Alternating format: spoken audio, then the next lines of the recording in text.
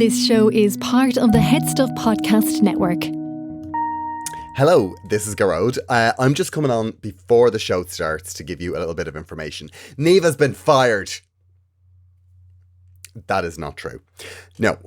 Myself and Niamh took part in High Road, Low Road, which is an RTE travel show. It's broadcast in Ireland on RTE1, and we filmed it last November, but we weren't allowed to talk about it until it got announced properly, and we thought our episode was airing in a couple of weeks' time, but in actual fact it's airing tomorrow night.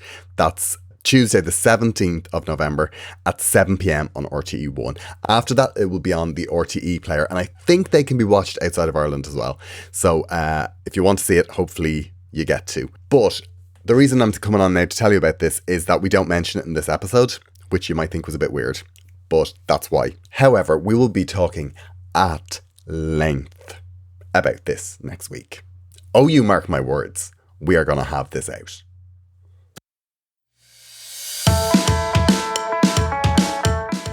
Hi, I'm Gearoid Farrelly. And I'm Niamh Kavanagh. And you're listening to Agony Rants.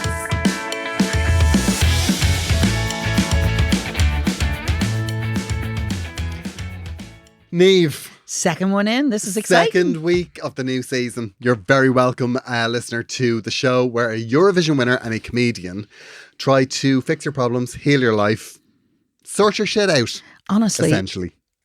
I feel like I need me in my life. When you say that, I feel, my God, that person needs to be in my life. I'm much better at commenting on other people. I know. I have opinions. I know. Do you know what? But never about myself. Exactly. I feel like I'm immune from all of the sage wisdom I pass out. What's top of my list? Vengeance. Well, that's not unusual there for you. No, do you not think so? I do. I have to say, I do love a bit of vented anger in a situation. Vented anger? Yeah. You're just letting it out. Vent away. Do you know what is killing me at the moment? I know this is a very simple problem. And I know there are people listening to this going, will you get it together, Gearoid? But you know what is driving me insane? What? My printer. Your printer. I can't. Niamh, I can't handle it. Like, it's not. I can't. So this problem is not about the printer talking to you or anything like that. Sure it isn't? Because that's a whole other conversation. No, this is a problem. Okay. This problem is the printer doing what the printer is supposed to do. Right? And the arbitrary nature of printing. Okay. Because like printers promise so much. Yeah, they do. Like whenever you want it, you can just click a button and it will print what is on your screen. That is not the way they work. No, it isn't. That is not the way they work. Firstly, they are like, is it goats? Is that greatest of all time? Is it no, no, like, you know, goats, the way goats can only produce milk when they're very relaxed. Okay. That's why they say like that goat's milk is, you know, it's ethically. Every day is a learning day with you. I'm nearly certain it's goats. I think that they can, like, if goat is under pressure, it can't produce milk. Oh my gosh. As far as I know. Anyway. Wow. But that's what printers are like. Okay. Like if you need something printed quickly, the printer just goes, no, I can't handle this. This is far too much. This is too much pressure. But if I want something printed tomorrow, right, I have to print it today. Because if I leave it till I'm leaving the house and I need to print like a 20-page document or something, the printer goes, no. Yeah, well, that sounds more like you're under pressure and not the printer. You're rushing things, you're under pressure. So stressful. It is stressful. And I lost the head and I bought a new printer, right? Oh, very nice. I have a new printer. Is it posh? Because I thought the problem is the printer. No. It's you. It's me. It's you. The problem is me. You need and it's not my technical inability. Okay. It's more that I'm cursed. Like it has to be. Like on this printer, right? Like this sounds like a very specific. And it's one of those printers as well. Like I always think the world of printing hasn't really copped on. Okay. Like because on the front of the printer box, like, and this is not just the printer I bought, but all of the printers they had were like full colour. That's like going into a TV shop and there being a sticker on the box saying, "Great for the talkies." Like, we've been printing full colour for years. Like, it shouldn't be in a little splash star on the front of a box of a printer. I'm going to give you like a heads up. Full colour, if that's their big selling point, chances are it's not a very good printer. It's driving me insane. And did you buy it cheap? No, it was expensive. It was a couple £100. Oh my gosh. I'm telling you. I And the other thing about it is, right, can we all just accept that wireless printing doesn't happen? No, it doesn't. It doesn't work. Like, oh my God, like it says that you can print it from anywhere. You know, once you're online, you can print it from your phone and it will print at your home printer. That's not been my experience. No. Never. Somebody telling you that you can print to any printer in the world on a printer box, that's the equivalent to me of somebody saying you might as well be trying to print this from Australia. Like, because it doesn't happen. Like, it never happens. And like sometimes the thing that pisses me off is sometimes the thing, the thing on the screen, like the little printer appears and it goes like processing, and it's an hour and a half and it's still processing. It taunts you. And then sometimes it randomly says complete, smiley face. No. It gives you a smiley face. Your printer smiles at you. It just gives you a little like ding. It's like, I swear to Christ. Oh my gosh. And I gave my old printer to my other half's brother. Okay. Because I was like, I need a better printer because the printer's shit. Okay, it clearly. still worked. And now So, you want your old printer back. Pay it forward. And I can only imagine that when he plugged that printer in, it printed, the 40,000 documents that I've sent it over the past 10 years. Because I don't know where they've gone, but they're somewhere. It's very stressful. Yeah, that's a very stressful start for us all. Well, Anyway, first how thing, was life with you? first things first, my son works in Curry's. Part-time. You could have said, I could have got you 10% off. Probably a better price up there too. Anyway, that's like smuggling, I think. So don't listen to that. Anyway, so the other thing is that definitely informed. I don't know if I let you know what I got for my present yet. Oh, yeah. So they bought us a new TV for Christmas, which is a wonderful gift from two wonderful boys. Sorry, men. That's a brilliant gift. Amazing, except we have about 400 remotes now and we don't know what the hell to do with any of them. And we can't find any of our programs. And we're too stubborn to admit this among the thing. And I asked Jack one day how to use it and I am none the wiser by the end of it. And there's, the other thing, not a manual in it. Oh, no, it's all QR codes you have to scan, isn't it? I only discovered that the other day. But yeah. That was the same with the printer. And it's a smart printer as well. Yeah, See, so- smart printer, smart telly. You see, I think the word smart, Upsets you. it's a very upsetting word. Because as soon as you see the word smart attached to any device, that is the equivalent of them saying, this simple thing that you used to know has just got incredibly more difficult. Smart is patronising. It is. Yeah. It's smart is, you need to be smart to get through this. Yeah. Now, I am a reasonably intelligent woman and I'm not bad with the tech. I mean, I know, yeah. I don't always display it, as we know, so that's a touchy point. I mean, every so often, like after a record, you'll be trying to airdrop me a video for 25 minutes. I'm like, Jesus. No, but you know why that is? Because you don't know how to accept me. I know. You I'm never very accept careful me. about what I accept from people. Do you see that there's this thing? It's this thing called, I can't remember what it's called. It's called dropping. It's basically random strangers will airdrop you random pictures at random times. That sounds much more like, I had to turn it off because I was in an airport a while ago and Jesus, I was getting tons of them. Well, how can you do that? You have to accept them. Well, like if someone's going to airdrop you something, you're like, you kind of want to know what it is. Even if you don't know the person? Well, yeah, but you're like, I mean, first of all, this? they're in the vicinity. I know, but I think but it's curious. Like, That's weird. it is weird. But I got about 10 of them. I mean, I don't even answer a number if I don't recognise it on the phone. I am not accepting random photographs. That is it. I'm exactly the same. I will not answer a number if I don't have it in my If it's not in my phone book. contacts, But I'm someone- really sorry. A perfect stranger in another part of the world can airdrop me something. I'll go in and have a look and see what it is. But do they not have to be near enough to you? Yeah, they're usually sitting around you. So it's not creepy that you know that person is sending it like right beside you. Maybe they don't even know it's you because if you think about it, it just comes up whatever they have you saved. But what are you saved as when you airdrop? Well, it would be Gearoid's iPhone. Okay, that's not what you are in mine. No, but it doesn't mean it doesn't mean what you are in their contact book. It's what you call your device. Oh, That's why people that don't have your number can airdrop you. oh, that must be it then. So because I was in an airport and I got 2 dicks, I got a fox that had been run over.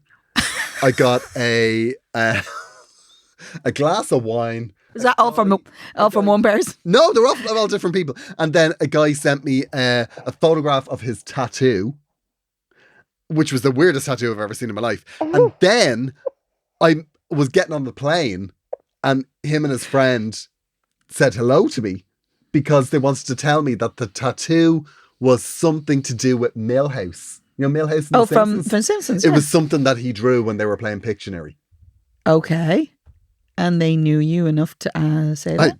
They felt quite comfortable to come up and just go, well, I mean, the tattoo was on his ankle. Like, it wasn't a... Beside his ankle bracelet, was it? You know, those ones that say you can't go out of this region. Yeah, he's tagged. Yeah. Yeah, I mean, it was... Look, listen, I was delayed for quite a while in... I think, was that Manchester Airport? It's all your fault because you accepted it. You let them into your life. Well, I turned it off now.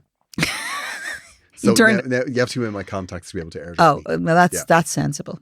This is going to be the oldest old person thing I ever said. You know, years ago, you had one phone in the hall and none of these tragedies. Listen, this harken back to the war. I had a fax machine. And life was complicated enough with a fax machine.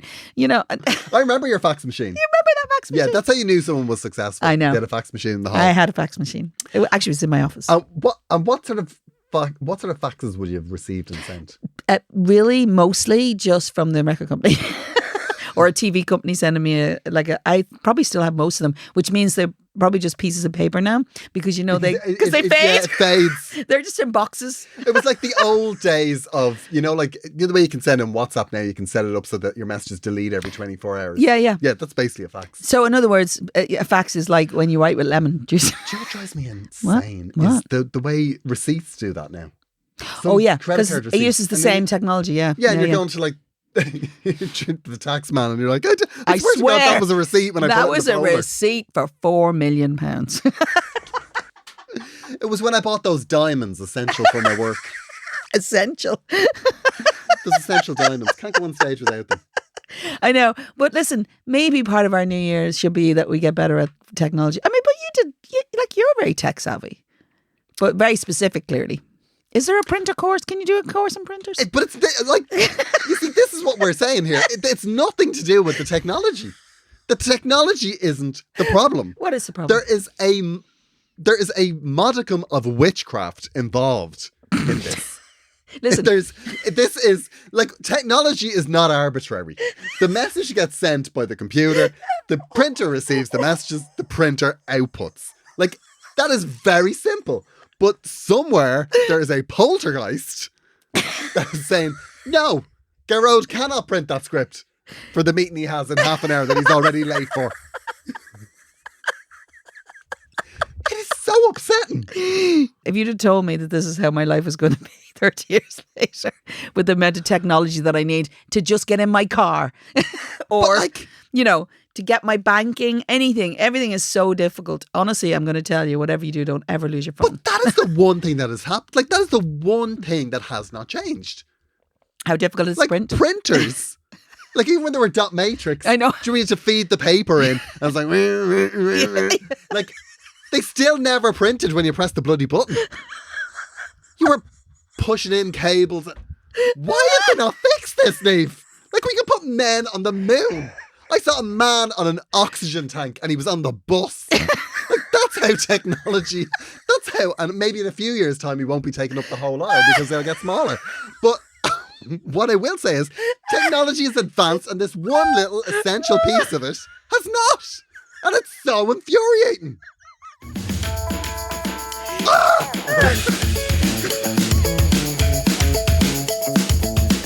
Niamh, we've got some follow-ups. People have been in touch with the show. Oh, excellent. Right. Now, first up, and I don't know why I'm reading it when I'm in this mood. First up, we have a criticism. Right. Now, that's okay because we did invite criticism and we're not... No. We're not professionals. We're not perfect. No business. We're not perfect. This. But what is this criticism? The criticism is, now I think it's aimed at me and it's totally fine. It's from John. And he says, Jesus, don't be recommending Slim and World to people, which we did. Do you remember the letter where someone was trying to lose weight? Okay. Now, Was there a we in that sentence? Well, it was me.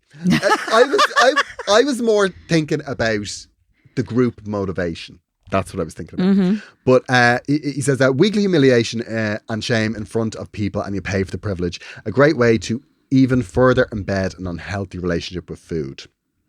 Yeah, I get that. Yeah, I totally Who I is do it said agree. that? John. I John. think it was John. Right. Yeah, it was John. Right, John. No, I kind of get that, John. Listen, nobody better to talk about this than myself, who's done probably not SimWorld, but I've done Weight Watchers. I've done a few other bits and pieces at different times in my life, or I try to self-moderate. It is very difficult. You're right. I think the difficulty we have is we start everything from guilt and everything from the negative, and it drives me demented. Yeah. I'm sick of it. I'm actually physically sick of it. I want it to come from somewhere positive now. And you're right. You're right, John. But it does work for some people. It helps them. But it doesn't work forever. The problem is unless you're changing who you are, it won't work forever because you have to stay in it forever. Yeah. And the other thing is, do you remember that last week we had that letter from the nutritionist, Michelle? Yes, Michelle. She had a great point. Now that I think about it, she actually could have been a less aggressive way of criticising us. Where, because she was saying that you don't cut stuff out, you introduce stuff. Yeah, no, there's lots of great ways to change your lifestyle, because let's be honest, it usually comes from small habits over time, and you get away with it when you're younger, and then when you get older, it's a little bit more difficult. Yeah. And everything as you get older, it's more difficult to shift. We could talk about weight loss like for 400 podcasts, and it still wouldn't be enough. And it's not the motivation of our podcast. Yeah, it's not our so, but here's the thing, right? You're right. Recommending to do that, to you it doesn't make any sense, John. I completely understand, and I'm right there with you. It's not my kind of modus operandi either. However, there are some people who will feel enabled by it and happy, and will help them. And if it helps them on the road, that's grand. The problem is the cycle.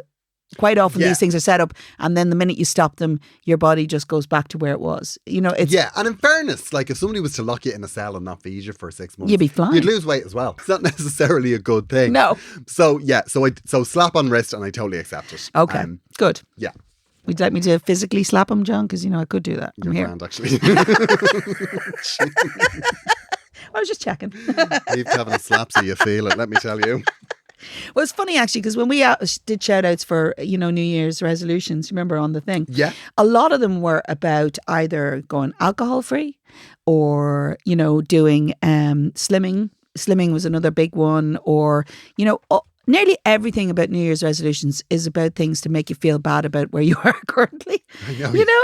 And I just think it's not a great thing. Yeah, we don't have to feel bad about where we are. They were all good suggestions and, a good good things. New Year's resolution is to continue to be fabulous. Oh, yes, darling. Exactly. Man, and maybe buy bigger clothes, clearly. Well, we've got some here. Do you want to read some? Yeah, exactly right. So, Claire Devaney says alcohol free, as did Claire or Kira. Kira, she says dry January, but with crisps and. See, now you're talking. Rein in online shopping. I don't need COVID survival gifts anymore. That's correct. That is a great name for them. That is a COVID survival. I still have COVID survival gifts. I just feel I'm happier when I know there's a parcel on the way. Actually, Megan Bracken says, I want to learn to swim. I'm 27 in February and terrified of the mere thought of trying. Oh my God. That's a great one. What a great thing. That's very positive. Like a really positive thing.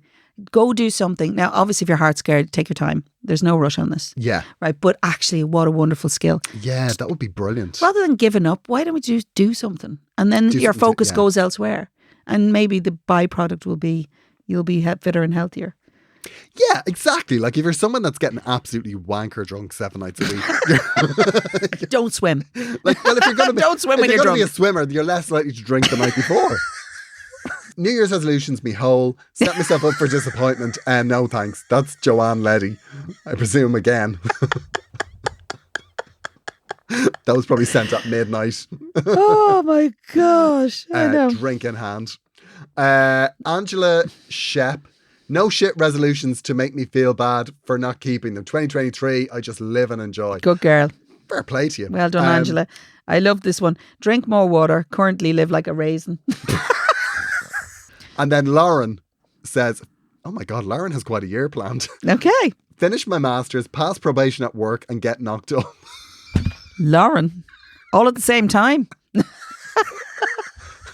I suspect you won't pass probation at work if you get knocked up during that. Oh, that's very cynical, Niamh. I'm just saying. You're right. Well, probation's in the can. Yeah, maybe so. That's a really good point, Niamh. You know, don't do it all at the same I time. don't trust employers. One thing at a time. Anyone says. I was thinking more of the fact that she was maybe having sex in work.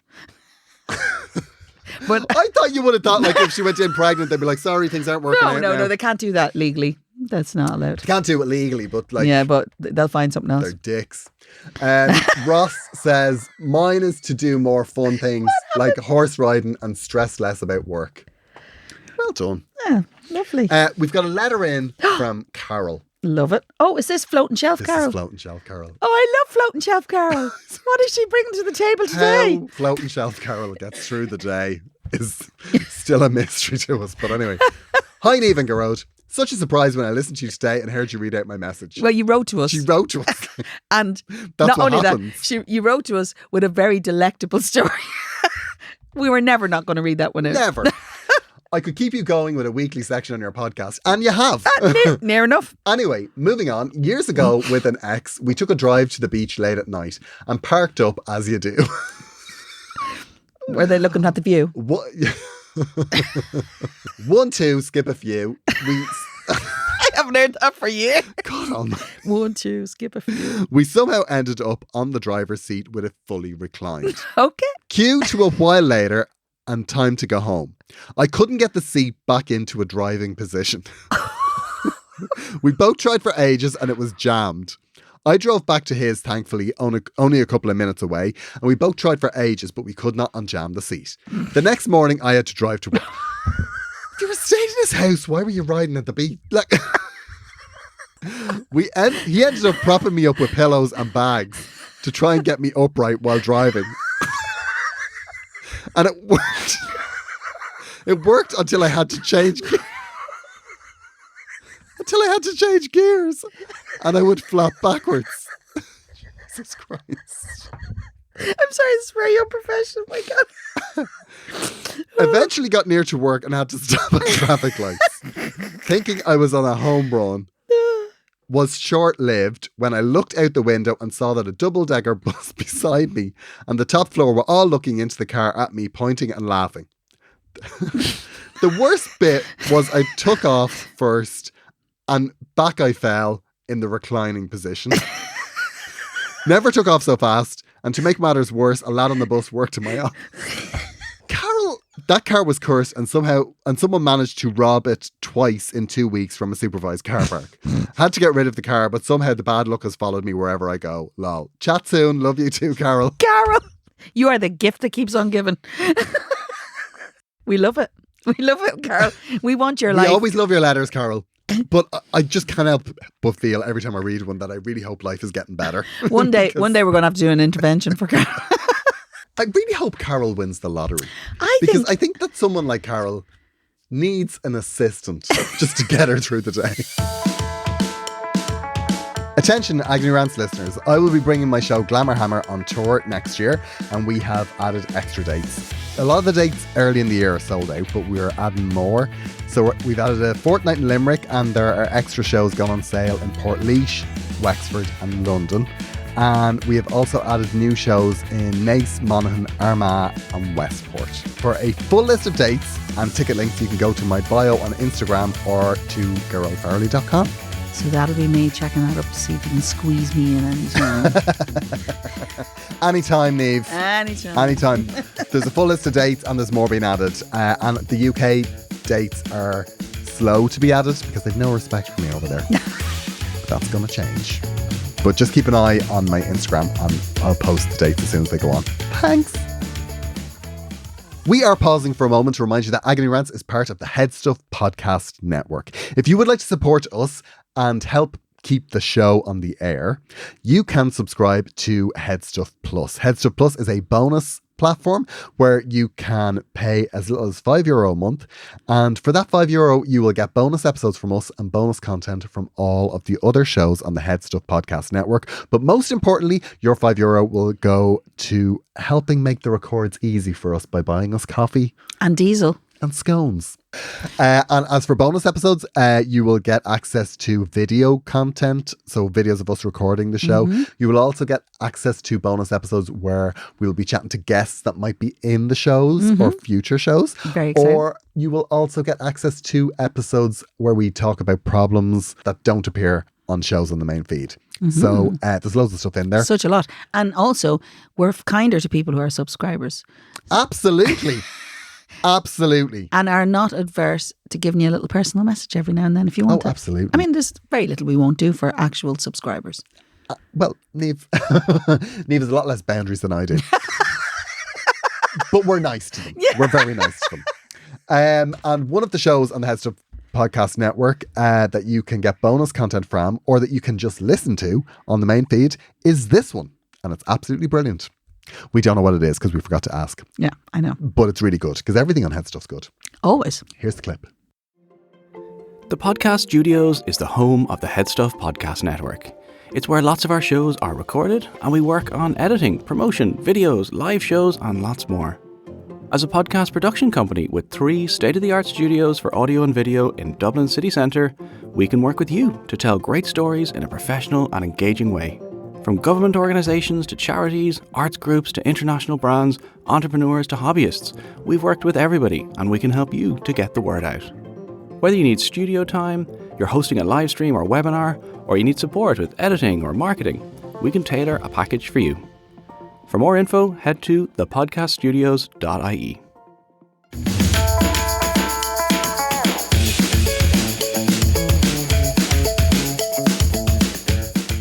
Niamh, we have a problem. Oh, we do. This problem comes in from... No. Oh no, it's anonymous. Sorry, future Gearoid. Don't forget the beep. Dear Niamh and Gearoid, I love the pod. Gearoid, I saw you at one of Joanne's Vicar Street shows a few months ago and thought you were hilarious and have been listening to the pod since. I have a problem. Please keep me anonymous. Which we will do from here on in. It's a work problem and it involves the work canteen. I work in quite a segregated department where each office in the department pretty much keeps to itself. We all get on really well in my office. There is one small canteen for the whole department of about 30 to 35 people. One of the offices tends to use the canteen over lunch. Let's call it Office A. So it gets quite full. So people from my office, B, and others, C, D, and E, tend to avoid the canteen because it feels awkward and can be crowded. Office A isn't very inclusive. It's overwhelming being there with a big group from one office. Those that don't sit in the canteen tend to eat their lunch at their desk. Okay. I find I have to get away from my desk for a bit at lunchtime to break up the day and get a change of scenery. I feel I should make an effort to sit in the canteen eating my lunch, but the last thing you want at lunch is to feel anxious or forced to socialise. There isn't really anywhere else to go to sit down and eat. Sometimes I find I just want some quiet time to myself at lunch, just to have some peace and quiet to myself. We are in a shared environment from 8 to 9 hours during work, after all. God almighty. This is quite long. This is all over the shop. I feel a pressure to force myself to sit in the canteen, and even if I don't, as I say, there isn't anywhere else to go in my company office. We are in the office 5 days a week. What would you do in my situation? Should I suck it up, or am I right to want my own space for an hour? Thanks. Anon. Okay. I have a couple of thoughts on this. I get it. Don't sit at your desk all day. That is so wrong. No. People who eat lunch at their desk are not more productive. Absolutely not. No way. So you're right to want to get away from your space. You should have your lunch break. All your breaks, you should take them. 100%. It's a very bad habit not to do that. So if you want to be kind of on your... I don't really see the big problem. I understand maybe you feel a little bit self-conscious if you go in and sit in the canteen. And there's a big group of people probably having the crack and all that. You know, My only concern is maybe, is there no physical room for you? If there's no physical room, well, that's a problem, right? Yeah. So if that's the case, your employer should really be staggering the lunch hour so that there's enough room for everybody to sit. Totally. Okay, so that's you pass that to the people who that should be coping with that. If not, if it's just that you feel awkward going in, if you're not looking to be a part of this group, it's a less awkward situation. Put your headphones in, claim your space in there, and just relax and enjoy your lunch, eat, and then maybe find a reason to go take a walk, do something else. But you should not be chased off by other people. No. Like, I'm not sure. Like, he says here that Office A, the office that are using the canteen, all of the office are using the canteen together, isn't very inclusive. Is that because they're not inclusive, or maybe because you're feeling you feel left out? Yeah. It's possible. Well, I think if you feel left out and you want to be included and you know them, just sit beside them. And say hello. But, I mean, I get it. I used to be like that at lunchtime when I worked in a company. Some lunchtimes you were happy enough to sit and chat with people. But most of the time I just wanted that little hour to myself, just to not be with people. I would say, like you made a good point, earphones. Yeah. Earphones. In this day and age, you can put your AirPods in and listen to a podcast or watch a film or watch Netflix or something. Or read a book or hardcore pornography. Because, mark my words, you are sitting in the canteen watching hardcore pornography, there is absolutely nobody that's going to bother you. I don't know. Well, they'll bother you later. But they're certainly not going to want to sit beside you. You might meet like-minded individuals. It might be an interesting way to meet new people. Like, it's a funny one because I think the thing about should I suck it up or am I right to want my own space for an hour? Well, that's the thing about a job is you shouldn't have to suck up anything. No, you shouldn't. And actually, this is the common problem, isn't it? People think that, I'm lucky to have a job. But actually, that's not true. You have a right to have your own space and do your own thing. And and if there's nowhere else that you can go to have your lunch, like if you're not near shops or restaurants, or if there's nowhere to really walk, if you're in an industrial estate, they have to provide everything for you. Yeah, they really should have a space that encompasses everybody. Now, maybe sometimes what happens is with those groups, and I do remember it used to happen sometimes where I worked, is sometimes there's a group that's really loud. And they're all shouting and talking. And it's not restful. Yeah, and do you know what? That's up to the canteen manager. There's somebody employed there in the canteen to make this a nice, restful space for you. I know they have to slop whatever they've made onto a plate as well. But it is somebody's job to make sure that is a place where you can go and rest. Right. Yeah. So if there's a canteen manager and if there's a group that's really loud, the canteen manager is perfectly within their rights to go, lads, keep it down. Unless it's an unmanned canteen. As in just a space that you can go, like a lunchroom. Or like a staff room. Like a staff room. So if that's the case, then you're kind of caught up with everybody self-manages in that area. Maybe bring it up with your management. Yeah. If you get on well with them, just say, is there another room we can go to? Is there any other space where maybe other people can go just for quiet time? Can we create a quiet room? Because it would really help me. I mean, this day and age, employers are always trying to find ways to make your experience better. But also, I think in those situations there's nothing about work that you shouldn't be able to bring up with your manager. I agree. And the manager can say, look, there's nothing we can do about that. Yeah. And that's grand. So then you've got to try another avenue. Yeah. But anything that happens in work that you find is a problem is their problem. And you should make it their problem. Yeah. And not be afraid to. Not in an aggressive way. You can be really positive about this and say, look, I would really like somewhere quiet to go so I can actually feel like I disengage and I'll be more productive in the afternoon. Hopefully they sort it. Yeah. Oh, no, but I will. You're right to raise it. You are right to raise it, definitely. Okay, we have another problem. Ooh. And this is from... Also doesn't want to be known. Okay, let's call him Fergal because I think we'll have to use his name. You need a name. Okay, let's alter ego Fergal. Surprisingly, doesn't want to use his real name. So Here it is. Hello, loving the podcast, and I have to say I do miss you when you go away. I don't need the looking back episodes because I listen to every episode about 3 times when it comes out. I know I'm a total stalker. I put a lot of effort into getting those clips. I just want to be clear. As you would say yourself, we have a problem. Not just me, my whole family. I have 4 brothers and sisters, and our eldest sister just got engaged. She's 26, which we all think is a bit young for marriage. Anyway, my parents are thrilled and my sister does seem to be mad about him. Here is the problem. He's an absolute tosser.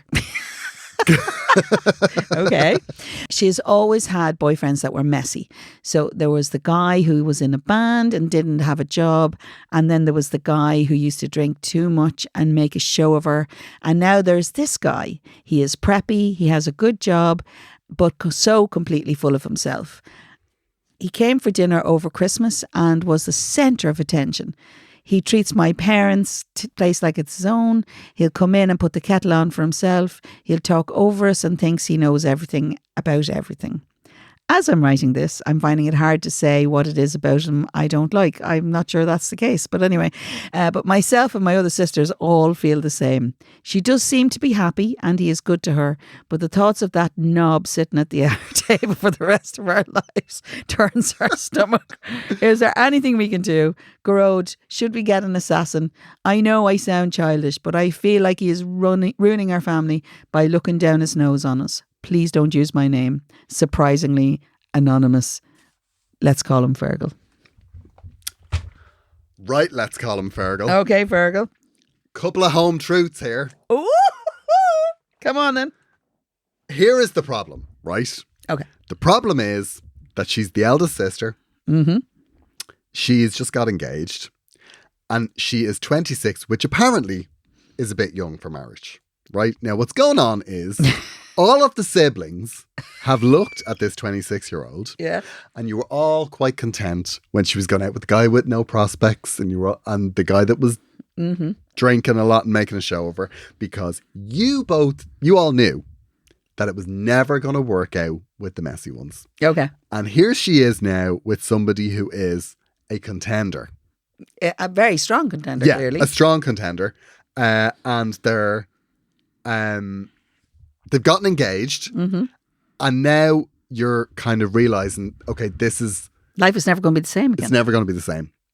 And that's hard. That's a very hard pill to swallow. It is. It's very difficult.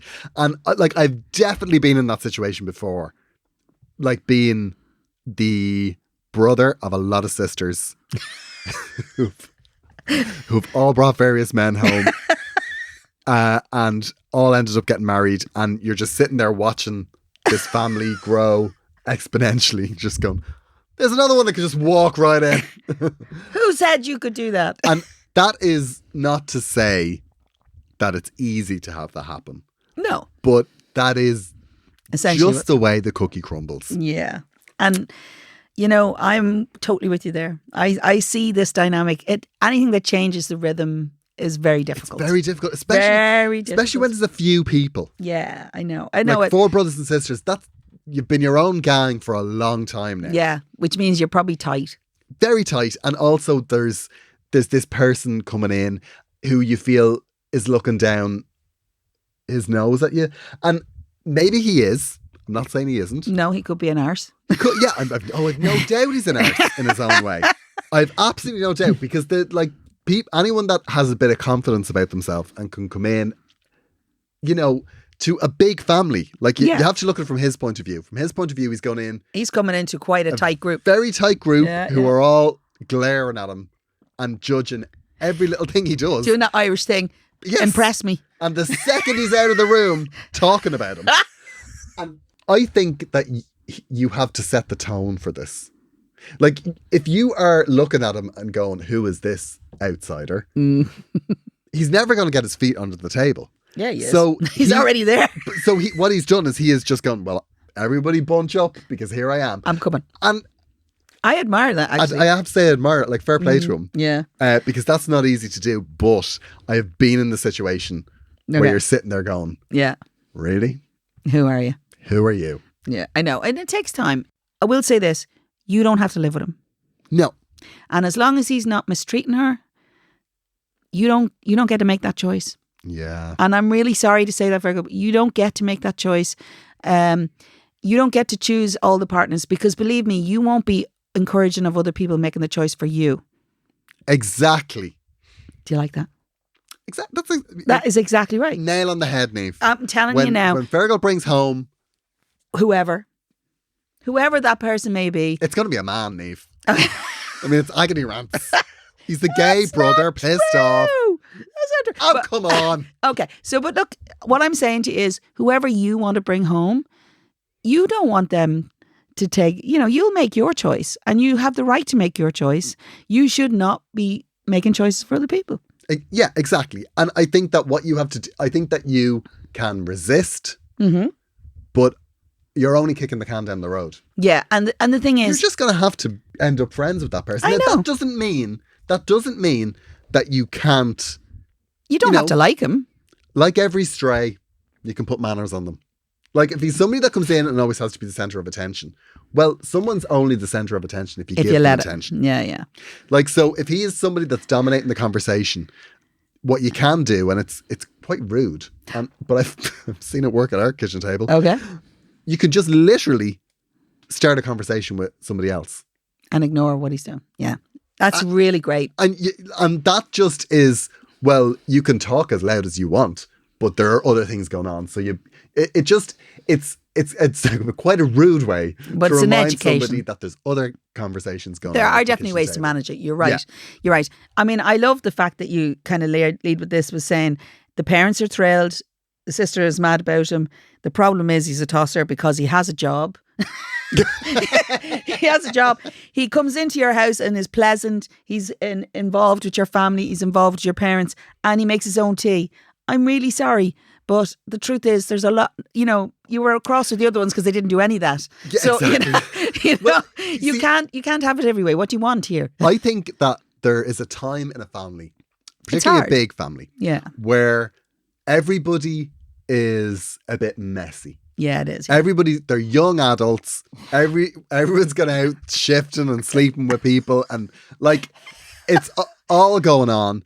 And what has happened here is your sister has kind of broke the ranks. Aye. And she's got herself a contender. Yeah. So she is the first one that's basically stepping off the treadmill. Yeah, going down and going, road. well, this is the next phase now, and I'm the first one to step out of it. And that's tough. It's great. It's great really for tough. her. Yeah. But it's very tough for the people that are still left. No, in the it is. pool. And to be fair, I will make this comment, right? My husband is referred to as the favourite by my mother, right? She openly did it in front of everybody, which surprised us all, because actually there's another brother-in-law that has much more interaction. He was raging in the corner. No, I mean, but you know what I'm saying? He was referred to as the favourite, and I was told that I was lucky because I was married to the favourite at one point. It's a very big turnaround from when we first got together. When we first got together, it was like I was ruining my life and everything, all that sort of stuff, and you could do better. But the truth is, none of them would live with him. What you've just said there is a prime example of how you can be a winner and a loser at exactly the same time. All in the same situation. I adore him, and he knows that. I absolutely love him, and I love living with him. I can live with him because I love him and I love everything about it, and we are together. And, the point is, you don't have to live with this person. And do you know what the other thing? He might settle. The other thing is, right, is your parents are probably excited because it's their first child to get that's engaged. big. That's big, yeah. And I mean, to be fair, the likelihood is, yeah, if there's a barrier here, if there's a problem, yeah, the person that will end up not sitting at the table will be you. Yeah, and you don't want that. And that's the sad reality of this, is that when that family is going to change anyway. Are you resist saying it, that they would choose the son-in-law over the son? What I'm saying is, in a him or me situation, you might find yourself on the wrong space. Yeah, you might. With your sister, at the very least. If you're not on board with the change, you're the one that's going to be isolated, because but take your time. I mean, you're at the top of a roller coaster, and the car is already started to go down. Mm-hmm. So you can either jump in or not. And it's the thing about it is, you don't have to, and you're never going to love them like it's a brother or sister. like they're never going to be like a brother or sister. This is the next phase. Yeah. The thing is, you don't have to like who your siblings marry. And it's really hard to accept that. It's such a hard thing to accept. Yeah, it is hard. It is hard because you think you're going to be the Brady Bunch for your whole life. Even though you don't get on. And even the Brady Bunch weren't the Brady Bunch. No, for they their really life. weren't because, there was some replacements. No, but... You're at the point as well where this person isn't a visitor. No, he's here. So stop treating him like he's a visitor. Like this is somebody who walks in, feels at home, puts the kettle on for himself if he wants a cup of tea. Wouldn't it be worse if he was sitting there going, make me a cup of tea? Oh, completely. That would be worse. But you're treating him like a visitor because if you're saying he's looking down his nose at us, well, if you feel he's looking down his nose, say it to him. Say it to him. What are you doing? He's not a visitor. He's now a person that's. If he's going to be a part of this family, he's going to have to take it on the chin. Yeah, because guess what? If he's looking down his nose at the family, if he wants to be part of that family, he's got to change his attitude. Yeah, he needs to change his attitude to it. And if if he does say anything that you feel like that, well, don't be afraid to, snap back, because that's always the way when someone joins a family late. When somebody joins a group late, you have to learn the rules. You do. And you don't get to set too many rules. Exactly. Yeah, so you're actually in a position of power here, Fergal. Exactly. Stroke Anon. Stroke Anon. Yeah, I'm terrified I'm going to say the real name. Don't say it. Yeah, so let's know how you get on. Yes, please. Honestly, I hope it's helpful to you. We're not saying that your feelings aren't valid. I just think you need to just take a step back. And there's nothing that you're going to do here that's going to change this. Give it 6 months. If it's not working out after 6 months, plan a family holiday to an Airbnb that has a well. I didn't know where you were going with that. I'm not even going to finish it. Not even going to finish it. We know where we're going. Okay, I am the disclaimer here. Do not do that. Family is family. Blood is thicker than water. A well. A well situated a good bit away from the house, from the main house. A well-placed well. And ask if you want a forest walk at midnight. So then when you're leaving, just go, I'm just going to get my man bag, which contains a rope and a hammer, a bin liner and a roll of gaff tape. So, do you feel we've helped? Well, I think that's helped. Yeah, definitely helped. Just remember, these situations are what you make them. Fergal, we want updates. We want to know all about how this plays out. Yes. We want to know that we've helped. You've accepted him, or if she dumped him. You could end up great pals. You could. You could be having a pint down the road. You could be bisexual. No. Who knows, Fergal? Road. It's all to play for. Road is all to play for. Heading down a road. It's a new year. It doesn't need to be. New year, new him. Yeah. Whole new you. It's been wonderful to talk to you, as always, Niamh. Oh, it is a joy every day. agnorants@gmail.com if you want to get in touch. We would love to hear from you. Yeah, we want to know how you're getting on, and we also want your follow-ups. We'll be here next week. Yeah, have a lovely week. See you next week. Bye.